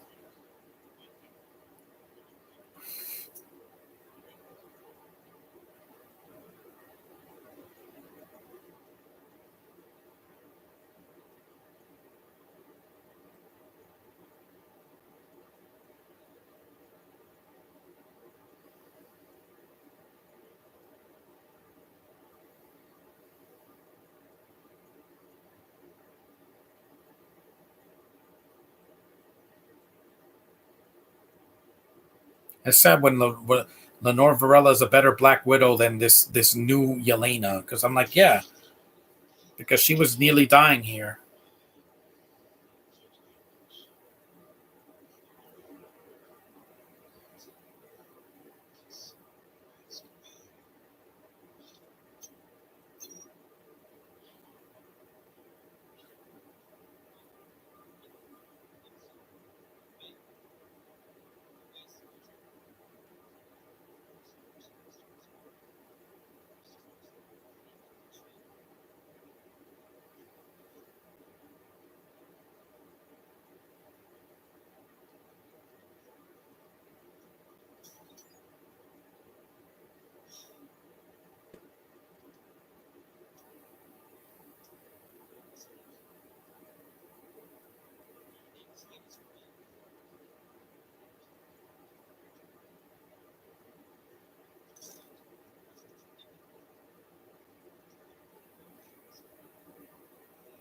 That Norman Reedus was in the movie.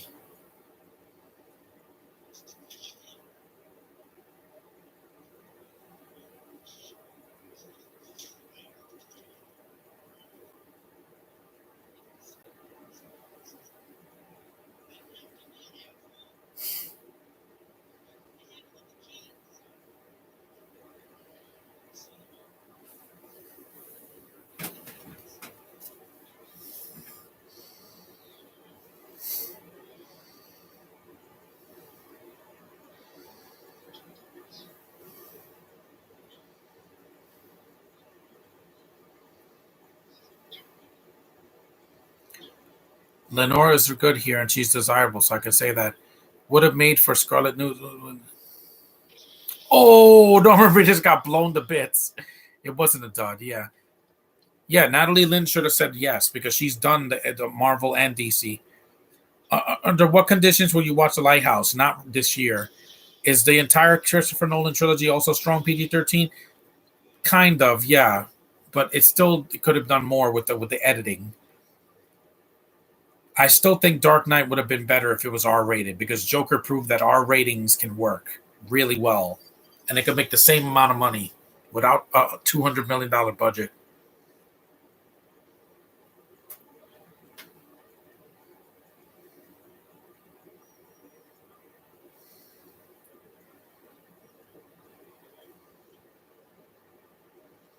There's Bentos in this movie, but they're not the main characters.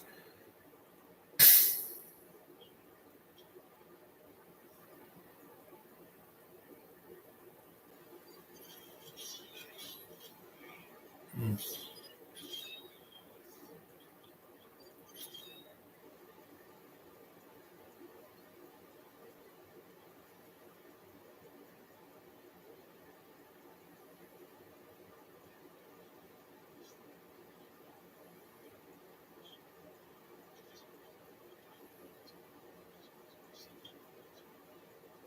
They just didn't get the Dark Knight an R rating up because the time because they didn't do so well. So I could see why they had to cut it away. Yeah, but with Joker, there's no excuse. And this 3 hour Batman movie is going to be too freaking long, and it's going to be 5 PG-13.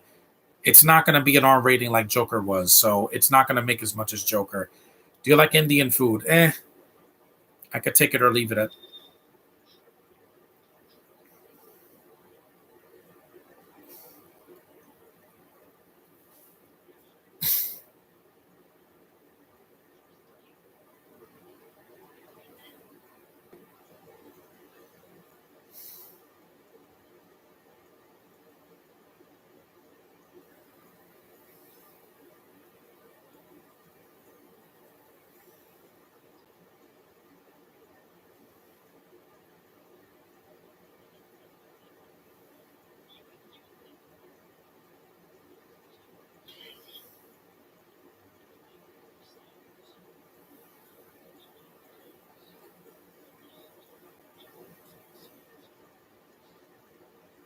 Our race, yeah. I get it, David S. Goyer.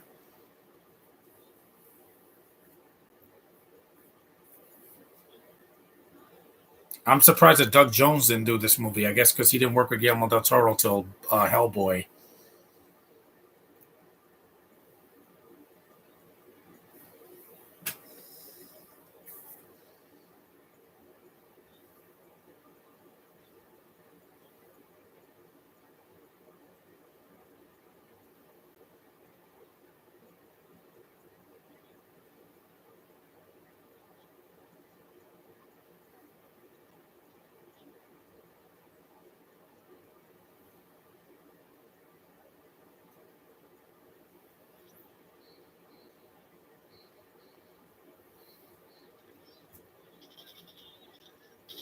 There's the Stormtroopers. We're almost done. We're about 90 minutes in. We got a few more minutes.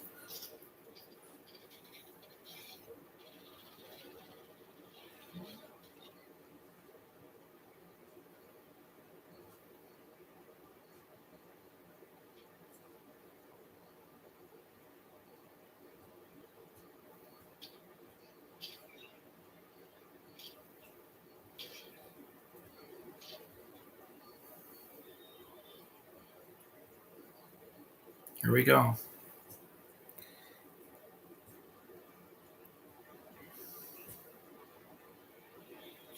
Yep, broke the screen. Yeah, that guy was a waste of time. Just fall, dude. Thank you. Imagine if the Dark Knight trilogy was actually R. Would like even put it like, yeah, it would be. It would have. Wouldn't have to cut away so much. When Joker tries to kill somebody, they would show the blood. It would be more, intense.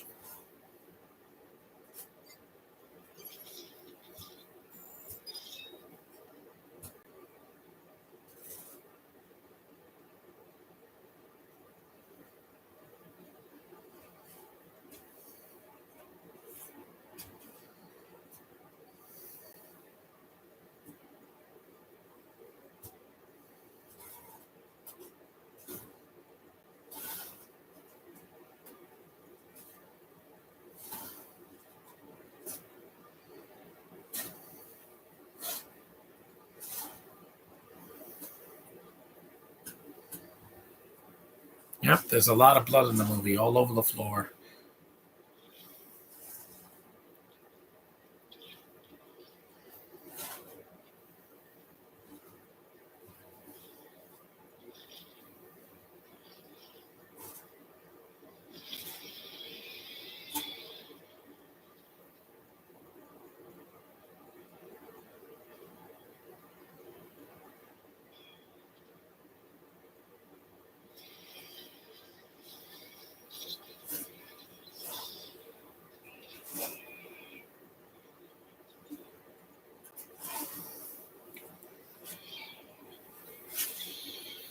Yes, he will.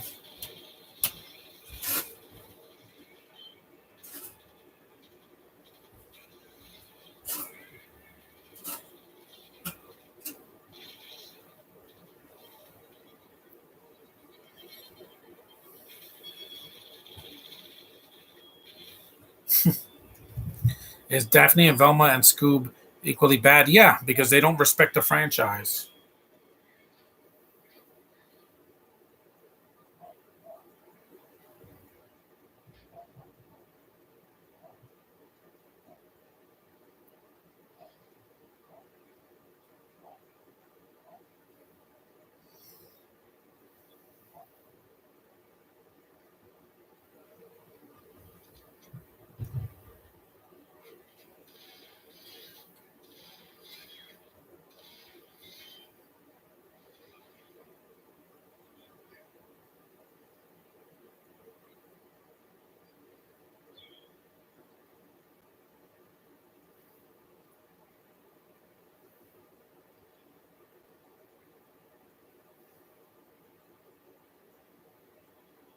Come on, Blade, fall into the pit. There's a fall right into the drink of Kool-Aid. Looks like Kool-Aid.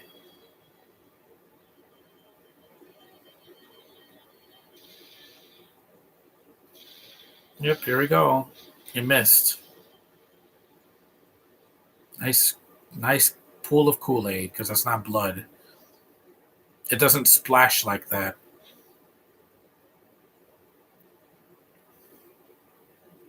This is an awesome scene when his head comes out of the liquid. Yeah, out of the blood. Yeah. That Kool-Aid tastes so good.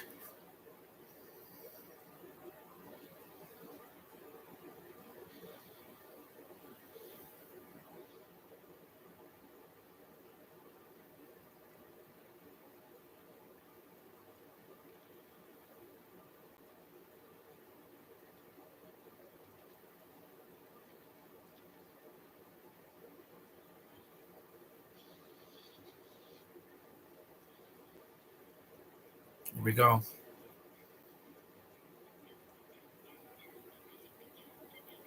Dun, dun, dun, dun, dun.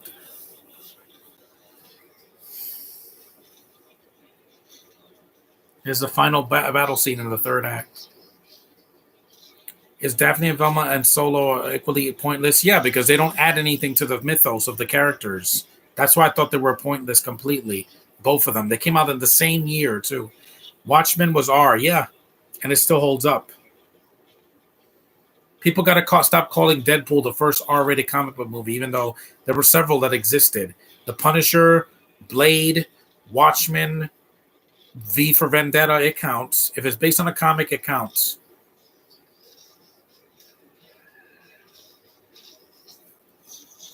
That had to be done because the outside there was a lot of snow near my window that nobody shoveled for 3 days. So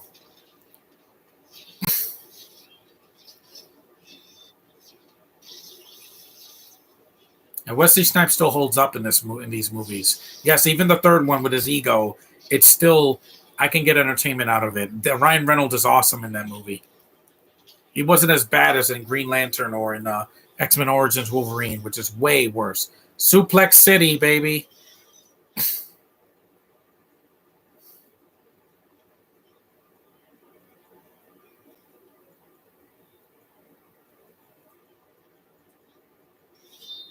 Uh-oh. A sword against a sword.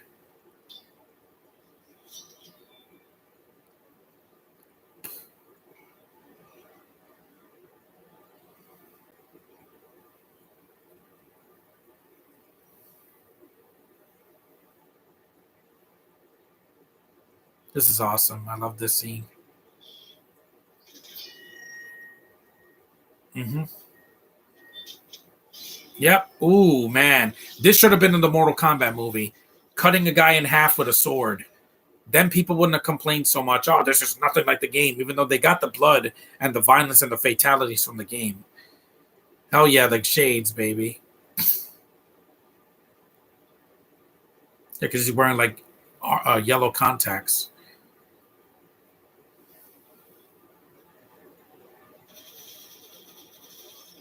And those are the embryos. They destroyed them. They always want to make a new race. And Man of Steel it was new Kryptonians, even though that didn't work. That movie was boring. Plus, it's like 20 minutes longer than this. And DC could have done better with their first DCU movie. It did not need to be a retread and darker. This movie's pretty dark, but it also has some moments that made me laugh.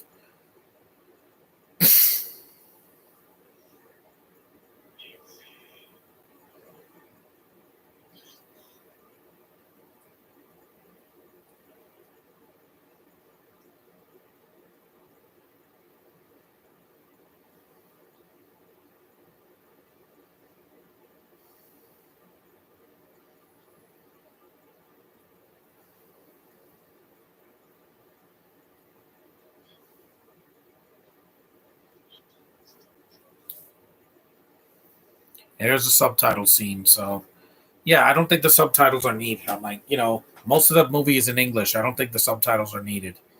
They just make the movie, too a little bit long in the tooth.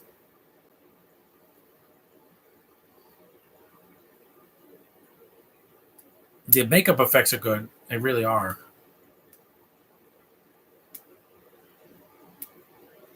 And this isn't like Spawn, where that should have been R rated and less silly. Because John Leguizamo farting is not what I thought of a Spawn movie. He's kind of like, it is like Emperor Palpatine when you think about it. Nope, he's gonna bite your neck.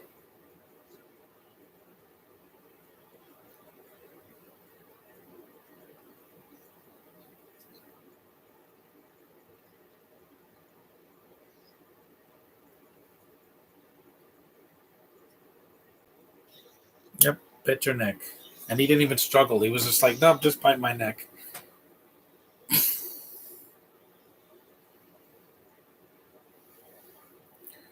Hey, Electric Dino, you just made it before the movie's climax. So, well, you made it late, but you at least you made it before the movie's over. I'm good. I'm right here.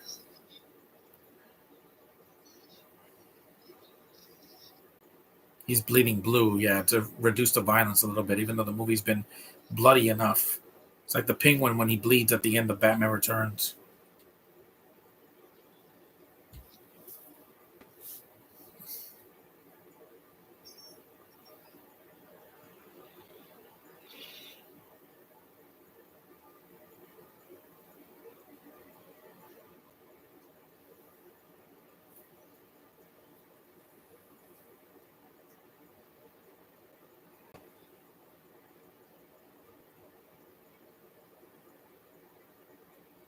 Yeah, he's touching her hair. They need to do more of that in these movies. Touch the girl's beautiful hair.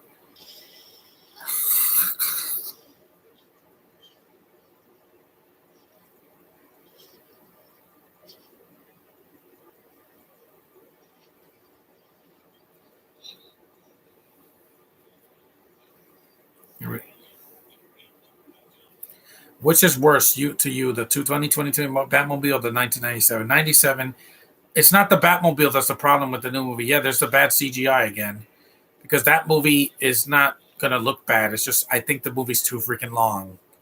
3 hours to tell a comic book story. No, Endgame was the last one that I cared about that was that long. The Snyder Cut was way too long.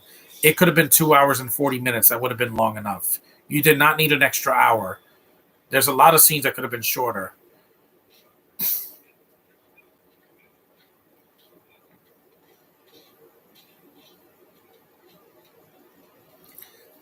Hair touching isn't a bad thing. It's not, especially when it's with your hands.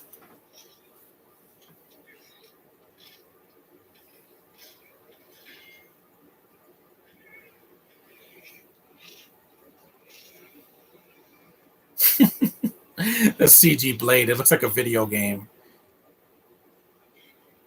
The first movie didn't have as much CG. It had CG in it, but this one had more. Mostly for the jumping and the flipping and all that.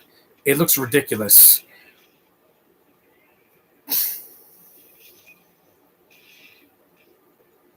This came out the same year as Spider-Man, Sam Raimi's Spider-Man, which also had a lot of CG that some of it does not hold up. Some of it. Sure.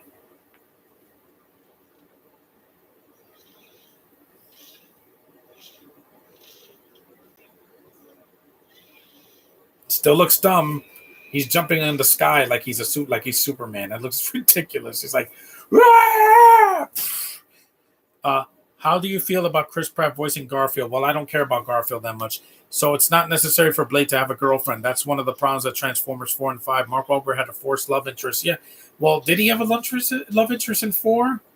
No, he didn't. 5, he did. 4 was just him and his daughter. There was no love interest for him in 4. It was 5. That's just a rumor. Yeah, but I don't care about rumors. Let's finish this. That looks cool. When he was doing that thing with his arm, that looks really cool. But I don't like the CG, the jumping. It looks ridiculous. It looks like a video game. And back then, the 2002, the PlayStation 2 existed, and some of the effects, some of the cutscenes in that look better than this. When he throws Blade, it looks like a video game. It looks like a cutscene, or like a game over screen.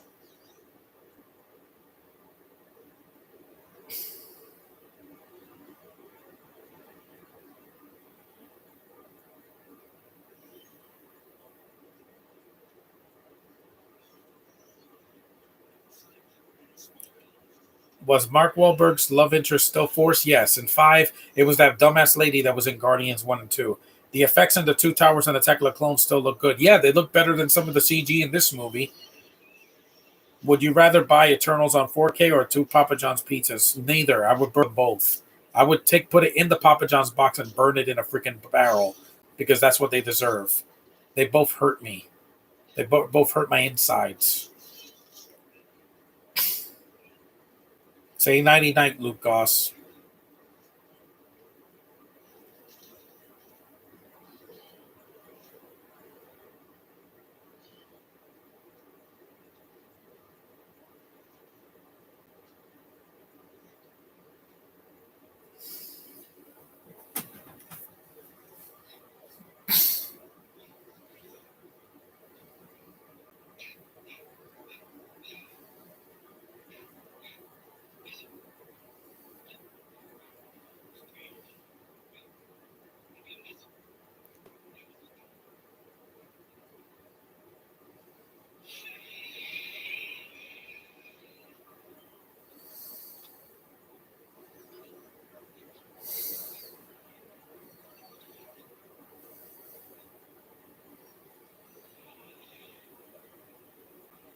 Mm-hmm.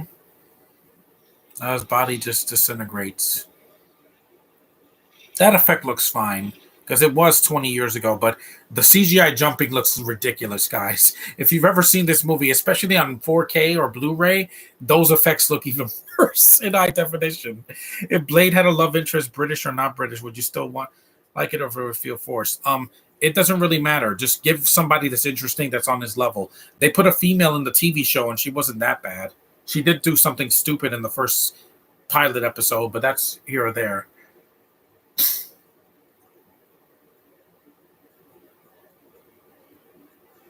Poor, poor Nisa. She has to die. I'd be fine with a love interest for Blade as long as she kicks ass and contributes. Yeah, exactly. Look at Mando. Or he didn't. He barely had a love interest. And what about Boba Fett? Good one, John. Yeah.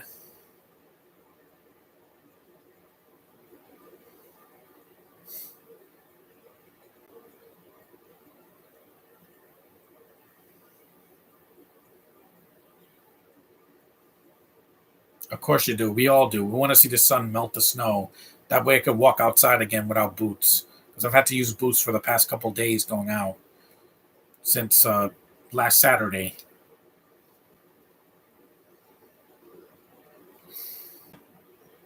It's kind of like the ending of the first movie, except he doesn't end up in Russia this time.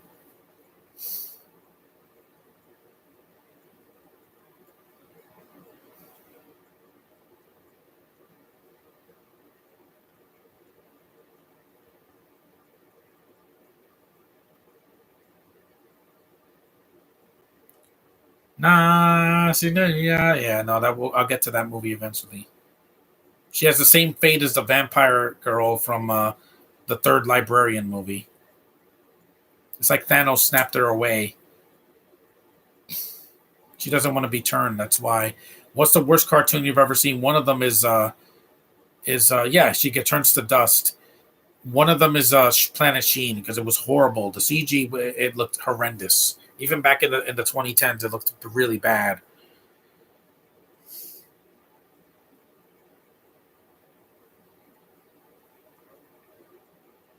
And that's the end of the movie. We get to London. Fuck London, by the way.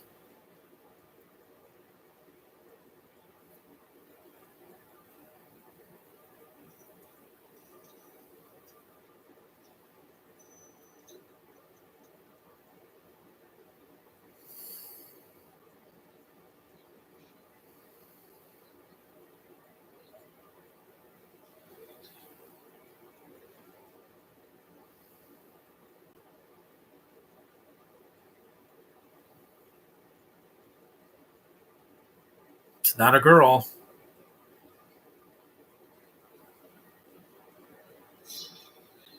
And that's it. The movie's over. Pretty fun movie. An hour and 51 minutes. See? Still shorter than anything David S. Goyer wrote for DC, where those movies are 2.5 hours for no reason, especially The Dark Knight Rises. Oh my God, that movie's so long. That's why I haven't done a podcast for those films yet. But Blade 2 still holds up. If you can watch it or stream it, it's on Peacock. You can watch it for free, and it's worth your time if you've never seen it. It's 20 years old. Why not watch it before the MCU's interpretation of the new Blade? And I hope it's badass because, like I said, I've been waiting so long for Blade to come back. So thanks for watching. Take care. Thanks for being in the chat, guys. You're the best. And I'll see you in the next one. End.